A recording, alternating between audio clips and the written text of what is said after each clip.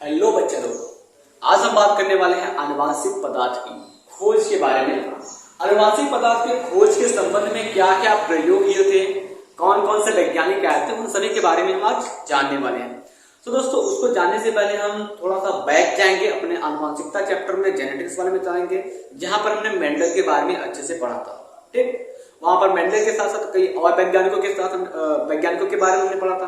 थोड़ा सा उसको भी जानेंगे, बिकॉज बेटा वो जो टॉपिक है, मेंडल वाला जो टॉपिक है, आनुवांशिकता चैप्टर जो है, वो इस टॉपिक से काफी ज्यादा रिलेट करता है, काफी ज्यादा संबंध रखता है, इसलिए हम उसको जानेंगे। तब तक करके इससे आगे की प्रोसेस जब जानेंगे हम, तो वो अच्छे से समझ में आने लगेगी। चलें आगे देखते हैं। तो सबसे पहले हम अपना हेडिंग डाल देते हैं कि आपको पढ़ना क्या है। तो आपको पढ़ना है आनुवांशिक पदार्थ की खोज। आनुवांशिक पदार्थ की खोज को हमको पढ़ना है। ओके, चलो अभी देखते हैं क्या होता है आगे।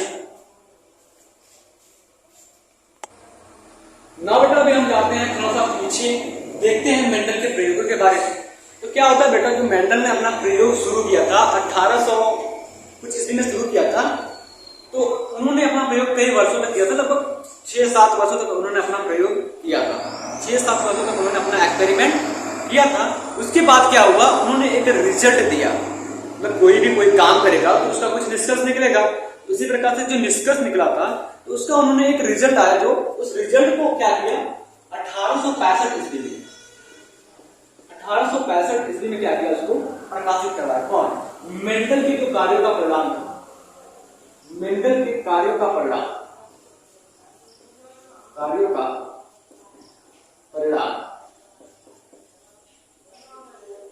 प्रकाशित हुआ। कब? तो 1865 ईस्वी में मेंडल के कार्यों का परिणाम जो था वो प्रकाशित हुआ था।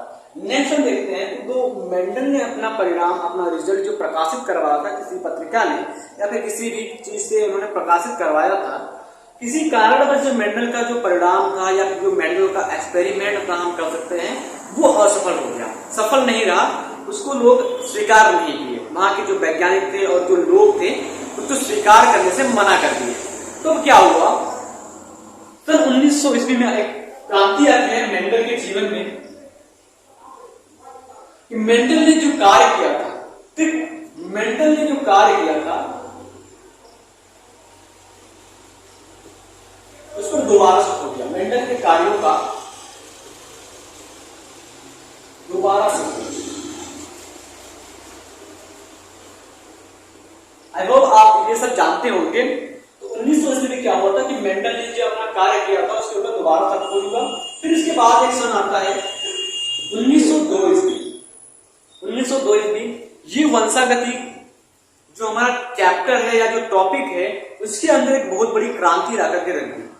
ये वंशागति में क्या हुआ था, यहां पर हम बात करने वाले हैं वंशागति में। यहां पर क्रोमोसोमल थियरी आई, ठीक है, गुणसूत्रीय सिद्धांत आया था। गुणसूत्रीय सिद्धांत आया था, ठीक है। कब? 1902 ईस्वी में गुणसूत्रीय सिद्धांत आया था। ना आगे हम थोड़ा सा बढ़ते हैं। अगर हम बात करते हैं 1910 में, 1910 में एक वैज्ञानिक आए जिनका नाम था टीएच मॉर्गन। अगर बेटा हम टीएच मॉर्गन के बारे में बात कर लें, तो उनका पूरा नाम है Thomas Hunt Morgan. TH Morgan का पूरा नाम होता है वो है थॉमस हंट मॉर्गन। इनको हम फ्लाईमैन ऑफ जेनेटिक्स के नाम से भी जानते हैं। क्यों? क्योंकि इन्होंने एक अपना एक्सपेरिमेंट किया था वंशागति के सिद्धांत को प्रयोगात्मक रूप से सिद्ध करने के लिए, ठीक है। जो हमारा गुणसूत्रीय सिद्धांत है, क्रोमोसोमल थियरी है, ये वंशागति से रिलेटेड है।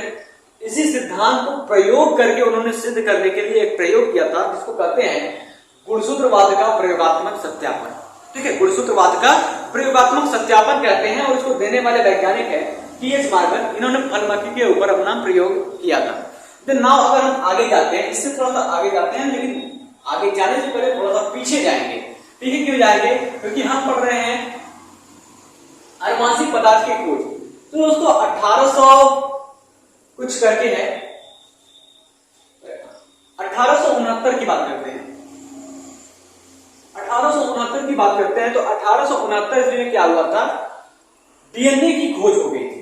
1869 ईस्वी में डीएनए की खोज हो गई थी, बट उसको पता नहीं था कि डीएनए, ठीक है। 1869 ईस्वी में मिस्चर नाम के वैज्ञानिक थे, फ्रेडरिक मिस्चर, फ्रेडरिक मिस्चर नामक एक वैज्ञानिक थे। उन्होंने डीएनए की खोज कर दी थी फर्स्ट सेल के न्यूक्लियस में, और उन्होंने उसको नाम दिया न्यूक्लियस, ठीक है, इन्होंने ये नाम दिया था ना। इसकी आगे हम थोड़ा जाते हैं तो ये इससे रिलेट करता है। इसके आगे अगर हम बढ़ते हैं तो यहां पर हमको मिलता है 1926 ईस्वी, जहां पर आनुवांशिक वर्तगति के आणविक आधार की खोज हुई थी। 1926 ईस्वी, जहां पर आनुवांशिक वंशागति की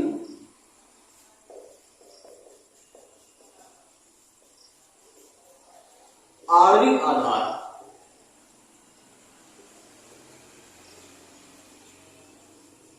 आधार की खोज हुई थी, ठीक। अब हम आगे बढ़ते हैं। इसके बाद बहुत बड़ी चीजें होती है।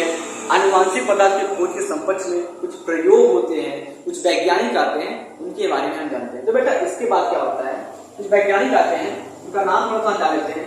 नंबर 1 पर आते हैं ग्रिफिथ,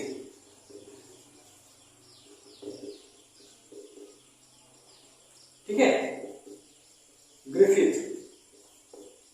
नंबर 2 पर हमारे आते हैं एवरी, मैकॉर्डी एंड मैकलिऑड, ठीक है। एवरी, मैकॉर्डी एंड मैकलिऑड वैज्ञानिक होते हैं, ये सभी आते हैं।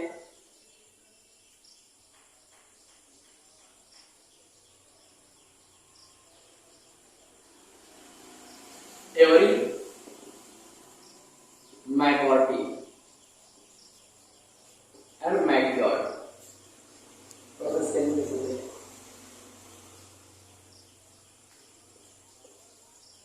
ठीक। और लास्ट में आते हैं आपके हर्शे और चेस।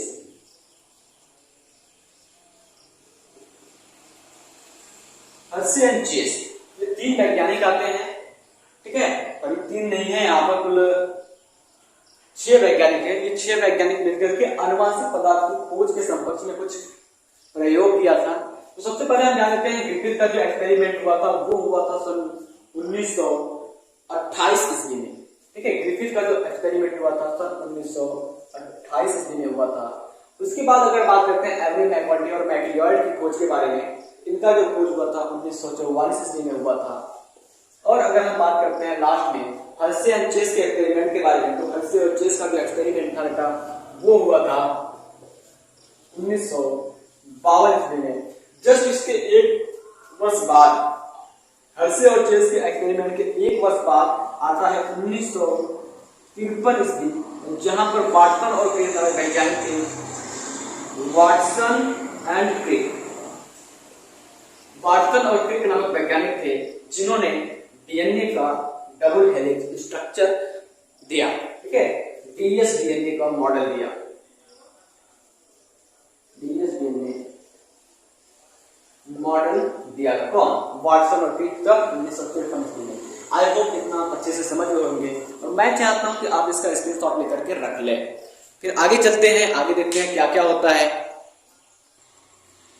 चलते हैं आगे, देखते हैं बेटा। सबसे पहले हम बात करते हैं रूपांतरण के प्रयोग के बारे में, ठीक है।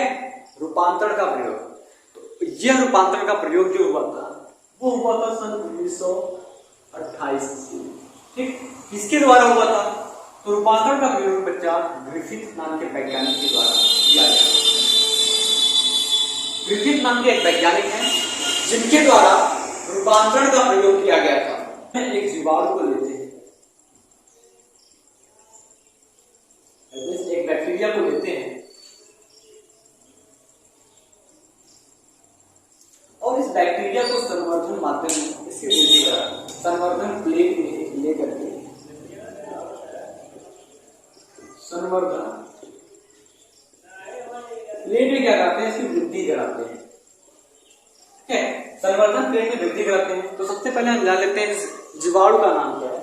तो अगर इस जीवाणु के जीनस की बात कर लेते हैं, इस जीवाणु का जो जीनस है वो है स्ट्रेप्टोकोकस न्यूमोनियाई। Streptococcus pneumoniae.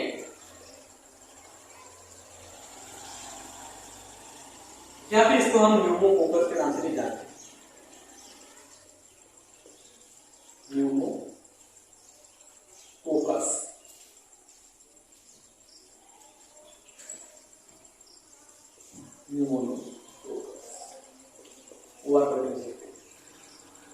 इस जीनस का एक जीवाणु होता है जिसको हम न्यूमोनिया के नाम से जानते हैं। जीवाणु का जो नेम होता है, बैक्टीरिया जो है उसका नाम है न्यूमोनिया।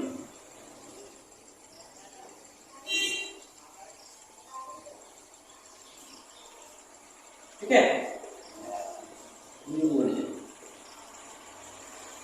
न्यूमोनिया जीवाणु है। इस जीवाणु को ग्रिफिथ ने क्या किया, संवर्धन प्लेट में इसकी वृद्धि कराई और वहां पर इसके दो प्रकार कितने बनाए, दो प्रकार। पहला था आर स्ट्रेन, दूसरा था यस स्ट्रेन। आर स्ट्रेन और यस स्ट्रेन। ठीक, आर स्ट्रेन और यस स्ट्रेन। देखो, आर स्ट्रेन का मतलब होता है रफ,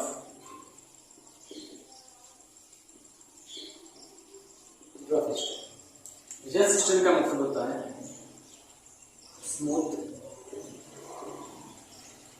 स्ट्रेन, या फिर इसे बोल सकते हैं स्मूथ कॉलोनी ना, स्मूथ कॉलोनी। और यहां पर लिख सकते हैं रफ कॉलोनी, स्मूथ कॉलोनी और रफ कॉलोनी। अगर इसकी डायग्राम की बात करते हैं, जो हमारा यस स्ट्रेन है इस प्रकार से होगा।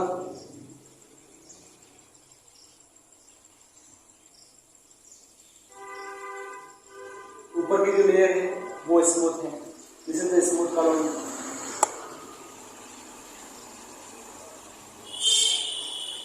यानी कि हिंदी में कहेंगे इसको चिकनी सतह, चिकनी सतह। और अगर इधर आ जाते हैं आर स्ट्रेन में, आर स्ट्रेन की जो सतह होगी वो थोड़ा सा खराब होगा, गंदा सा होगा, चिकना नहीं होगा। ठीक है, तो यहां मान लें हम, ये हमारी रफ कॉलोनी। ठीक है, रफ मतलब क्या होता है, खुरदरा होता है, खुरदरा सा। अब इसके बारे में क्या है, इसके बारे में थोड़ा सा जान लेते हैं। सबसे पहले आप इतना नोट करो,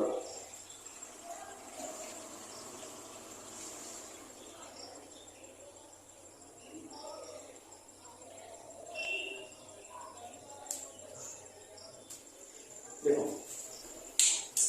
जो हमारा आर स्ट्रेन का जीवाणु होता है, आर स्ट्रेन का जो बैक्टीरिया होता है, ये न्यूमोनिया रोग उत्पन्न नहीं कर पाता है। न्यूमोनिया रोग उत्पन्न नहीं कर पाएगा, न्यूमोनिया रोग उत्पन्न नहीं कर पाएगा। क्यों?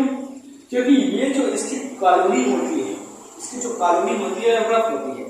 जैसे ही ये बॉडी में प्रवेश करेगा तो बॉडी की जो इम्यून सिस्टम होती है, प्रतिरक्षा तंत्र होती है, वो तुरंत इसको पहचानेगी और किल कर देगी, मार देगी। इस प्रकार से हम कह सकते हैं कि ये वायलेंट नहीं है, यानी कि इसमें रोग उत्पन्न करने की क्षमता नहीं होती है ना। इस प्रकार से इसको एक शब्द में लिख सकते हैं, ये संक्रामक नहीं होता, संक्रामक नहीं होता, संक्रामक नहीं होता है। ओके, नोट कर लीजिए आप सबको, जो हमारा आर स्ट्रेन होता है वो संक्रामक नहीं होता है। अगर हम इधर बात करते हैं, इधर बात कर लेते हैं, तो जो एस स्ट्रेन वाला है, यानी कि चिकनी सतह वाला जो जीवाणु है, ये रोग उत्पन्न करेगा। क्यों? क्योंकि इसके ऊपर एक अलग से कवर लगाई गई है, जिसको जो बॉडी होता है वो पहचान नहीं कर पाता। ठीक है, जो बॉडी की इम्यून सिस्टम होती है, प्रतिरक्षा तंत्र होती है, इस यस स्ट्रेन वाले बैक्टीरिया का पहचान नहीं कर पाता, जिसके लिए ये रोग उत्पन्न कर देता है। और जो रोग उत्पन्न करता है ये होता है न्यूमोनिया रोग। न्यूमोनिया रोग ये उत्पन्न कर पाता है, उत्पन्न कर देता है, न्यूमोनिया रोग ये उत्पन्न कर देता है। तो इसके लिए हम क्या कहेंगे इसको, इसके लिए हम कहेंगे इसको ये संक्रामक होता है। ठीक है, क्या होता है ये, संक्रामक होता है, संक्रामक, बिकॉज बॉडी इम्यून सिस्टम के द्वारा यह पहचाना नहीं जा सकता, इसलिए यह संक्रामक रोग होता है। ओके, अब हम चलते हैं आगे की वो प्रोसेस को देखते हैं। तो सबसे पहले आप इसको कुछ नोट कर लीजिए, नोट पढ़ करके या फिर इसको डायरेक्ट ऐसे ही लिख लीजिए कॉपी में। तो मैं चाहूंगा कि आप एक स्क्रीनशॉट लीजिए, फिर आगे चलते हैं रूपांतरण के प्रयोग की ओर। रूपांतरण के प्रयोग में क्या हुआ था थोड़ा सा अभी जान लीजिए। ग्रिफिथ ने क्या किया कि इन जीवाणुओं का जिनको संवर्धन के लिए वृद्धि करवाया था, आर स्ट्रेन और यस स्ट्रेन को चूहों के अंदर प्रवेश कराते हैं और देखते हैं कि कुछ चूहे जिंदा है और कुछ चूहे मर गए। तो ऐसा कब होता है और क्यों होता है, चलिए उनके बारे में हम जानते हैं अच्छे तरीके से। ओके, तो सबसे पहले आप इसका स्क्रीनशॉट लीजिए, टेक और स्क्रीनशॉट। चलो आगे देखते हैं। अब ग्रिफिथ ने क्या किया, सबसे पहले उन्होंने एक जिंदा चूहा लिया। ग्रिफिथ ने क्या किया, जिंदा चूहा लिया और इस जिंदा चूहा के अंदर प्रवेश करा दिया आर स्ट्रेन वाले बैक्टीरिया, आर स्ट्रेन वाले जीवाणु को इसके अंदर प्रवेश करा दिया। ठीक, जैसे ही ग्रिफिथ ने जिंदा चूहा के अंदर आर स्ट्रेन वाले जीवाणु को प्रवेश कराया और उनको चूहा जो मिला वो जिंदा मिला। चूहा क्या मिला, जिंदा चूहा मिला।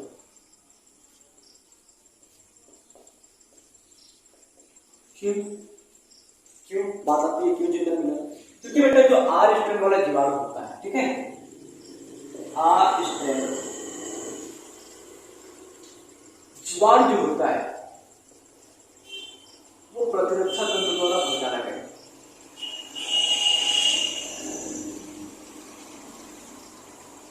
तंत्र द्वारा क्या हुआ, पहचान लिया गया।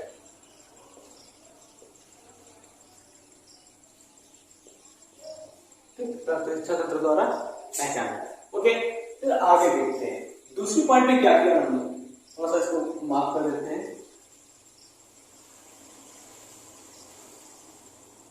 आगे देखते हैं दूसरी में क्या किया हमने, फिर से एक जिंदा चूहा लिया,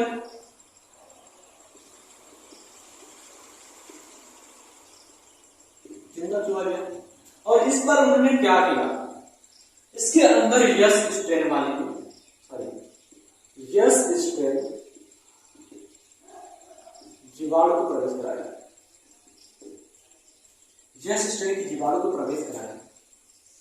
तो देखा कि जो चूहा मिला मृत था,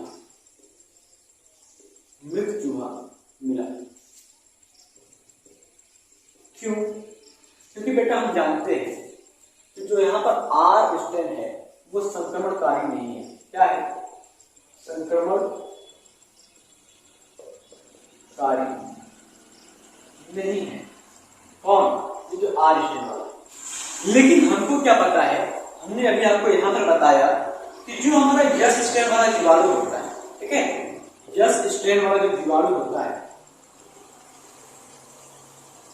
ये क्या होता है, संक्रमणकारी होता है, संक्रमण करता है, ठीक है, संक्रमणकारी होता है। जब ये संक्रमणकारी होगा तो न्यूमोनिया रोग उत्पन्न करेगा, न्यूमोनिया रोग उत्पन्न करेगा और न्यूमोनिया रोग उत्पन्न होने के कारण चूहा मर जाएगा, मृत हो गया। क्लियर हुआ इतना? पहले क्या किया उन्होंने, जिंदा चूहा लिया, जिंदा चूहा के अंदर आर स्ट्रेन की जीवाणु को प्रवेश कराया, आर स्ट्रेन की जीवाणु प्रवेश कराने के बाद चूहा जिंदा कर गया। क्यों? क्योंकि क्योंकि जो आर स्ट्रेन होता है वो जीवाणु के आर स्ट्रेन का जो जीवाणु होता है वो प्रतिरक्षण तंत्र द्वारा पहचाना जाता है, संक्रमण नहीं कर पाता। इस प्रकार से कह सकते हैं कि जो आर स्ट्रेन होता है वो संक्रमणकारी नहीं होता है। बट दूसरे में क्या देखा हमने, फिर से वही प्रयोग कराया जिंदा चूहा में, लेकिन यहाँ पर हमने थोड़ा सा बदल दिया। आर स्ट्रेन की जगह पर हमने यस स्ट्रेन को प्रवेश करा दिया। ठीक, यस स्ट्रेन को हमने प्रवेश कराया तो चूहा हमको मृत मिला। क्यों? क्योंकि हमने अभी आपको बताया था पहले कि जो न्यूमोनिया रोग उत्पन्न होता है वो यस स्ट्रेन के कारण ही होता है। बिकॉज जो यस स्ट्रेन होता है बेटा वो संक्रमणकारी होता है। संक्रमणकारी यस स्ट्रेन होने के कारण जो चूहा था वो हमें मरा हुआ मिला। नेक्स्ट में देखते हैं, फिर से उन्होंने क्या किया, जिंदा चूहा लिया। इस बार क्या किया, उन्होंने इस यस स्ट्रेन वाले जीवाणु को ताप से मार दिया, टेम्परेचर देकर के मार दिया, किल कर दिया। यहां पर सकते हैं ताप मृत यस स्ट्रेन जीवाणु, ताप मृत यस स्ट्रेन जीवाणु को जब इन्होंने प्रवेश कराया, ठीक है, ताप मृत जीवाणु को जब इन्होंने प्रवेश कराया चूहे के अंदर तो यहां पर गजब हो गया। क्या हुआ, जो चूहा था वो जिंदा हो गया।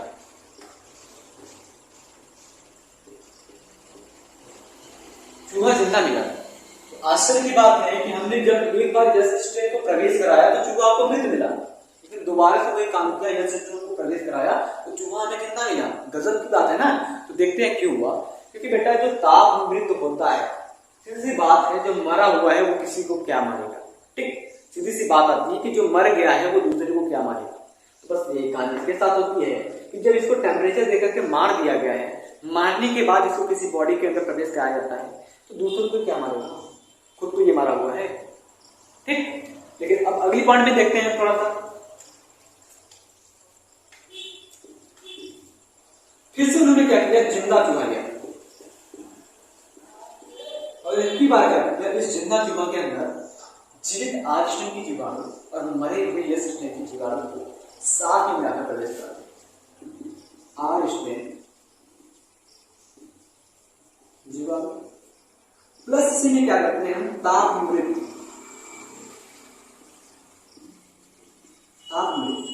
यस स्ट्रेन की जीवाणु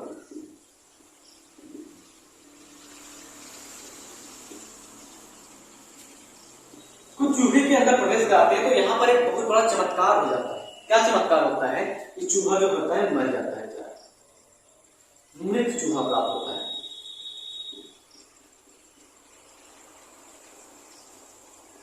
मृत चूहा में अब क्यों बात आती है कि एक बार जब हमने ताप मृत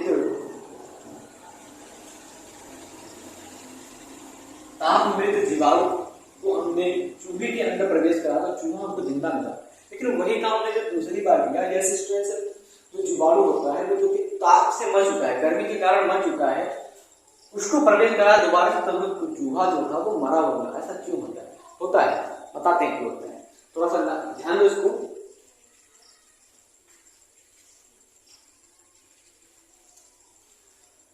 इस मरे हुए चूहे से क्या हुआ, ग्रिफिथ को प्राप्त हुआ।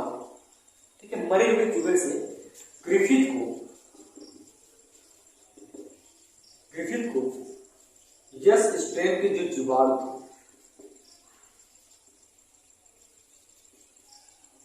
यस स्ट्रेन की जीवाणु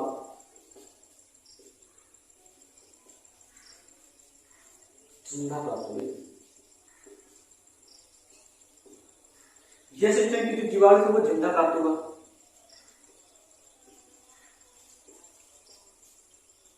बात यही है कि जो मृत चूहा था, मृत चूहे में उन्होंने देखा, ग्रिफिथ ने देखा, तो वहां पर उनको जो यस स्ट्रेन का जीवाणु था वो जिंदा प्राप्त हुआ। कैसे जिंदा प्राप्त हुआ इसके बारे में भी थोड़ा सा देखते हैं। तो यहीं पर बनाते हैं हम एक हमारा फिगर है। अब यहां पर क्या करते हैं हम, आर स्ट्रेन को रखते हैं, क्योंकि हमने यहां पर एक आर स्ट्रेन के साथ तापमान यस स्ट्रेन लिया था। ठीक, आर स्ट्रेन यानी कि आर प्रभेद वाले जीवाणु को हम यहां पर पहले से रख देते हैं। ये आर प्रभेद वाला जीवाणु है। इस बारे में हम थोड़ा सा कुछ करते हैं, पूरा बात थोड़ा सा, ठीक है। आप स्ट्रेन वाले जीवाणु के साथ हम क्या करते हैं, जो हमारा किल्ड है, यानी कि जो मरा हुआ यस स्ट्रेन है, मरा हुआ यस स्ट्रेन है, ठीक है, killed yes strain, killed yes strain bacteria, मरा हुआ यस स्ट्रेन का जो जीवाणु है, साथ में हम उसको रखते हैं, ये मरे हुए यस स्ट्रेन का जीवाणु है। जब हम इसको यहां पर रखते हैं तो क्या होता है, ये जो मरे हुए यस स्ट्रेन का जीवाणु होता है इसके अंदर प्रवेश कर जाता है, ठीक, प्रवेश कर जाता है। और थोड़ी बात देखते हैं, ये जो होता है वो अपने आप को बदल देता है, जो यस स्ट्रेन होता है वो आर स्ट्रेन के अंदर पैदा चला जाता है और उसके बाद बदल जाता है, ये ट्रांसफॉर्मेशन कर लेते हैं, अपने आप में क्या करता है, परिवर्तन कर लेता है, परिवर्तन करके क्या करता है, जिंदा यस स्ट्रेन बना देता है, जिंदा यस स्ट्रेन बना देता है। अब भाई जब यस स्ट्रेन जिंदा हो गया तो ये तो रोग करेगा ही, रोग पैदा करेगा ही, और हमको यहाँ पर प्राप्त हो जाता है यस स्ट्रेन जिंदा है। लेकिन इन सभी के पीछे क्या केमिकल प्रॉपर्टी है या फिर रासायनिक गुण क्या है, ठीक है, क्या रसायन काम करता है, इसके बारे में ग्रिफिथ को कुछ नहीं पता था। वो टाटा बाय बाय कर गए इस बात से मुकर गए, इनको इसके बारे में कुछ नहीं पता कि क्या होता है केमिकल नेचर, ठीक है। तो सीधी सी बात हम यहाँ पर लिख सकते हैं कि ग्रिफिथ नाम के जो वैज्ञानिक थे, इन अनुवांशिक पदार्थों की रासायनिक प्रकृति के बारे में नहीं पता था। क्या कर सकते हैं, इन अनुवांशिक पदार्थों के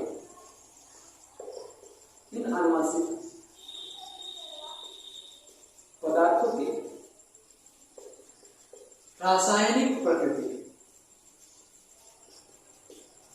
के बारे में ग्रिफिथ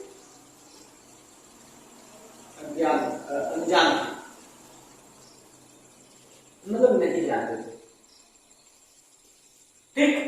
आई होप आपको ये ग्रिफिथ का जो एक्सपेरिमेंट है वो प्रॉपर समझ में आ गया होगा। मैं चाहता हूं कि आगे चलूं, इससे पहले आप लोग इस सबका स्क्रीनशॉट ले लें अगर आप, चलो ठीक है, एक बार मैं कैसे बता देता हूं। ग्रिफिथ ने अपने एक्सपेरिमेंट में क्या किया, ग्रिफिथ के एक्सपेरिमेंट का नाम था रूपांतरण का प्रयोग, रूपांतरण का प्रयोग। देखो बेटा, रूपांतरण यहां पर होता है, पूरी की हेडिंग रूपांतरण यहां पर होता है। फिर से देख लेते हैं, पहले प्रयोग में क्या किया उन्होंने, एक जिंदा चूहा लिया, जिंदा चूहा के अंदर आर स्ट्रेन के जीवाणु को डाला तो जीवाणु जिंदा मिला, क्योंकि जो जीवाणु आर स्ट्रेन का है वो संक्रमणकारी नहीं है, वो रोग उत्पन्न नहीं करता है। दूसरे में क्या किया उन्होंने, जिंदा चूहा लिया, यस स्ट्रेन के जीवाणु को डाला और चूहा मृत मिला, क्योंकि यस स्ट्रेन का जो जीवाणु वो संक्रमणकारी है। न्यूमोनिया रोग होता है, न्यूमोनिया रोग से बेचारा चूहा उसका हेपेटाइटिस हो जाता है। आगे देखते हैं, जिंदा चूहा लिया तीसरे प्रयोग में और इस बार ताप से मृत एस स्ट्रेन के जीवाणु को डाला, यानी कि टेम्परेचर देकर के एस स्ट्रेन के जीवाणु को मार दिया, उसका हैबिट तेरे कर दिया, ठीक। अब उसको जीवाणु के अंदर प्रवेश कराया तो चूहा जो था वो जिंदा मिल गया। क्यों, क्योंकि भाई जो पहले से मर चुका है वो दूसरों को क्या मारेगा ना, मरा हुआ इंसान किसी को मारता है नहीं, मारता है, तो जबरदस्ती प्रवेश करा देता ना।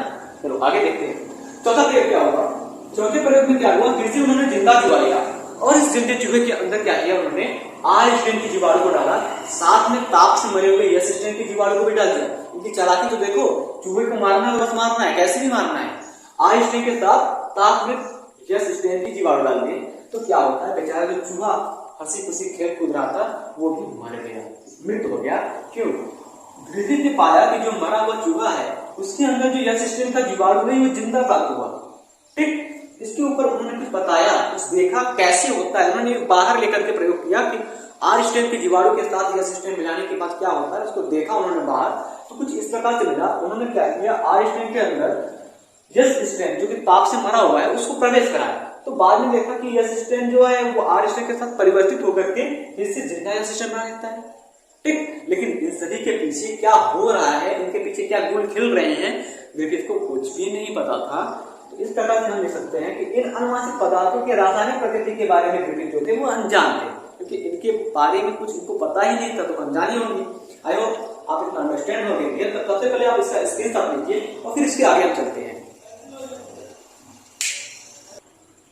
देखो बेटा, इसके आगे क्या होता है, दूसरे नंबर पर जो वैज्ञानिक करते हैं वो है एवरी मैकॉर्डी एंड मैकलियॉर्ड। ठीक है, एवरी मैकॉर्डी एंड मैकलियॉर्ड नाम के वैज्ञानिक थे।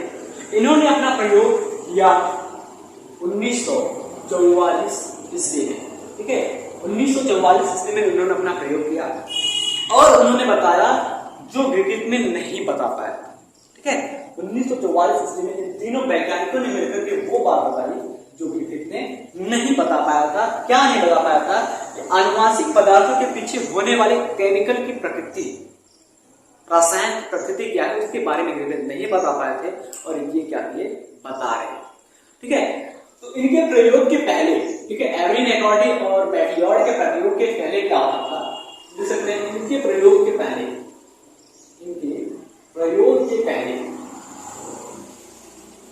जो प्रोटीन था, प्रोटीन को आनुवांशिक पदार्थ माना जाता है। प्रोटीन को आनुवांशिक पदार्थ माना जाता है।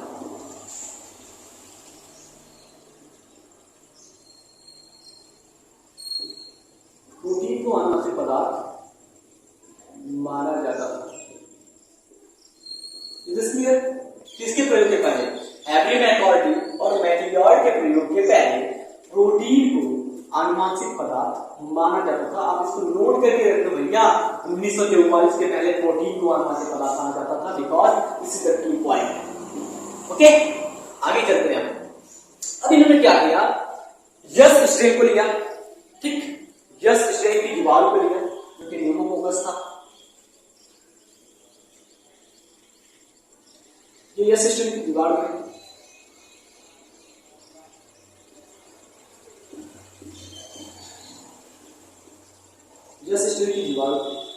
और इसको इन्होंने क्या किया, मार दिया, मृत कर दिया ताप से क्या किया, मृत कर दिया।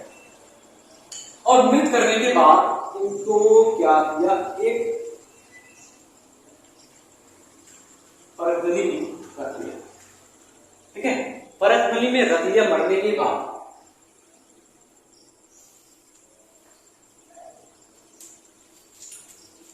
इस प्रकार से मरने के बाद परतनली को रख दिया। और फिर क्या किया गया, इनके जो जैव रसायन थे, जैव रसायन की बेटा अगर बात करते हैं तो बायोकेमिकल का लीजिए। बायोकेमिकल वो क्या किया गया, अलग कर लिया। जैव रसायन को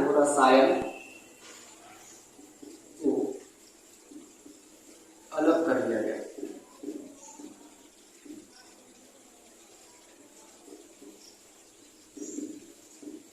एक बार लिया। ठीक है, इसको मारा, मारने के बाद एक परतनली रखा। परतनली में रखने के बाद क्या किया, इसके जैव रसायन को अलग कर लिया, बायोकेमिकल को अलग कर लिया। तो अगर हम इसके बायोकेमिकल की बात करते हैं, इसके जैव रसायन या फिर बायोकेमिकल होती क्या है, यहां पर डीएनए, आरएनए और प्रोटीन, डीएनए, आरएनए और प्रोटीन, ये इसकी जैव रसायन। ठीक है, डीएनए, आरएनए और प्रोटीन की जैव रसायन। अब क्या किया, इन तीनों वैज्ञानिकों ने मिलकर के एक उपाय सोचा, क्यों ना हम डीएनए को अलग रखें, आरएनए को अलग रखें, प्रोटीन को अलग रखें, तीनों को थोड़ा थोड़ा हम बांट लें। ठीक, इन तीनों को थोड़ा थोड़ा बांट लेते हैं।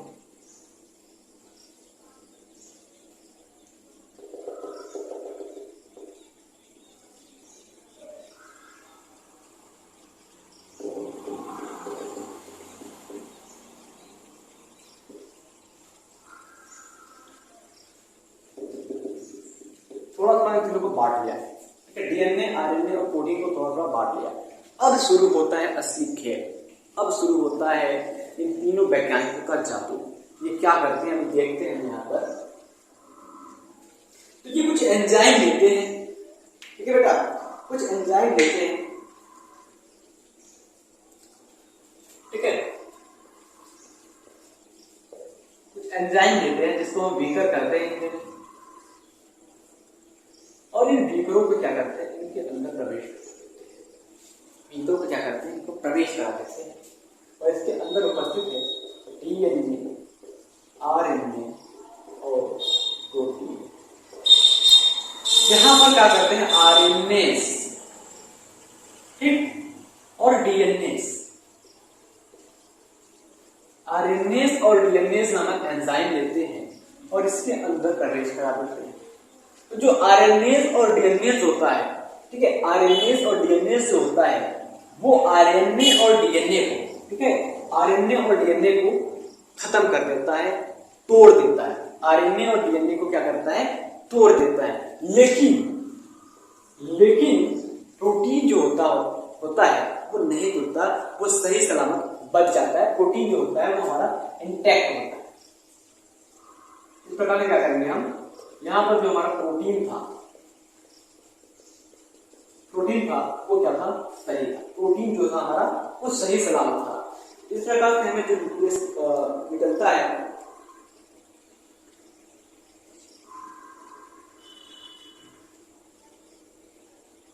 ठीक, प्रोटीन। तो अभी हम क्या करें, जो प्रोटीन था उन्होंने देखा कि जो प्रोटीन है वो आर स्ट्रेंथ से, ठीक है, प्रोटीन जो है वो आर स्ट्रेंथ से एस स्ट्रेंथ में नहीं बदलता, आर स्ट्रेंथ से एस स्ट्रेंथ में नहीं परिवर्तित होता,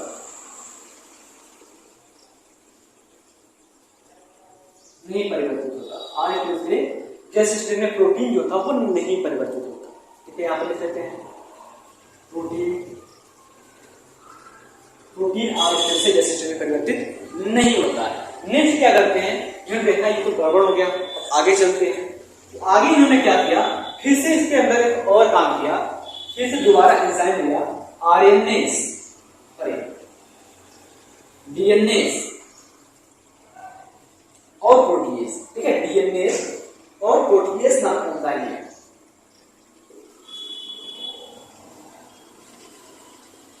डीएनए और प्रोटीएज नामक एंजाइम लिया और इन दोनों एंजाइम को क्या किया, इसमें वापस से प्रवेश करा दिया। ठीक है, डीएनए और प्रोटीएज नामक एंजाइम लिया, वापस से इसको अंदर इसमें प्रवेश करा दिया और इनको क्या मिला, डीएनए और प्रोटीन जो थे, डीएनए और प्रोटीन जो थे वो तो टूट गए, लेकिन बेचारा जो आरएनए था आरएनए सही सलामत बच गया। आरएनए जो था वो सही सलामत बच गया और उन्होंने फिर से देखा कि जो आरएनए होता है आर स्ट्रेंथ का, वहां से एस स्ट्रेंथ नहीं परिवर्तित होता, एस स्ट्रेंथ वापस से परिवर्तित नहीं होता,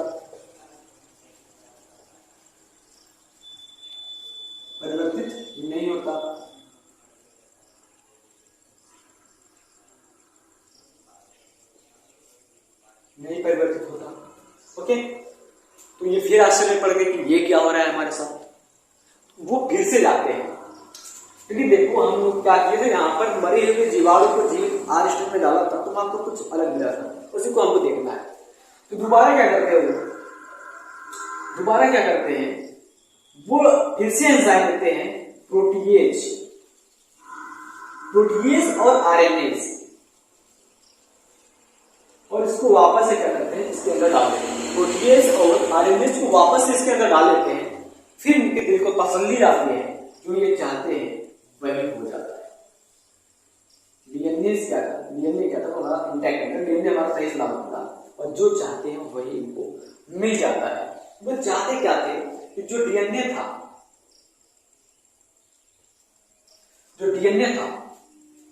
वो कुछ तो करेगा, वास्तव में ये कुछ करता है। और जो हमारा आर स्ट्रेंथ होता है,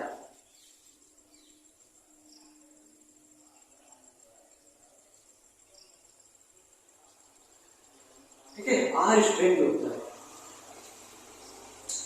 वो क्या होता है, एस स्ट्रेंथ में परिवर्तित हो जाता है।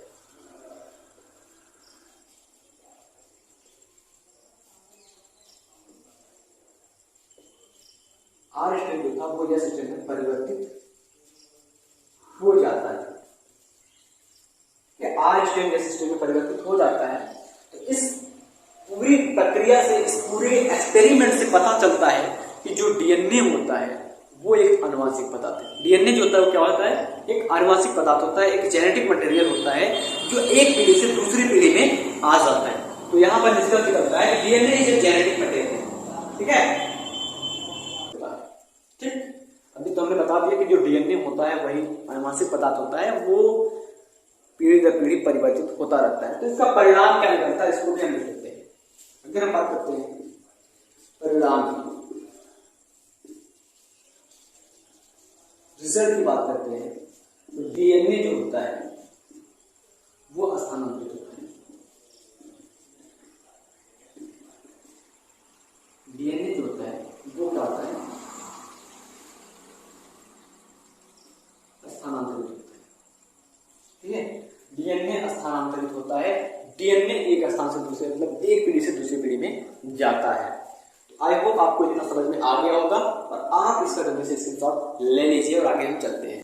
तो एवरी मैकॉर्डी और बैकयार्ड नामक जो वैज्ञानिक थे उन्होंने जो निष्कर्ष निकाला कि जो डीएनए होता है वही स्थानांतरित होता है, लेकिन इनके इस प्रयोग से कुछ वैज्ञानिक सहमत नहीं थे।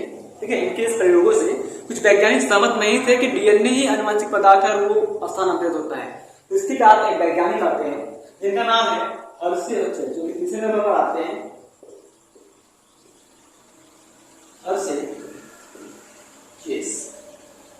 चेस नामक वैज्ञानिक आते हैं और ये 1952 ईस्वी में अपना प्रयोग करते हैं। 1952 ईस्वी में अपना प्रयोग करते हैं, जिनके बारे में हम अगली क्लास में देखेंगे, क्योंकि वीडियो थोड़ा सा लंबा हो जाएगा, क्लास लंबा हो जाएगा तो आपको कोई प्रॉब्लम होगी। इसके बारे में अगले क्लास में देखते हैं।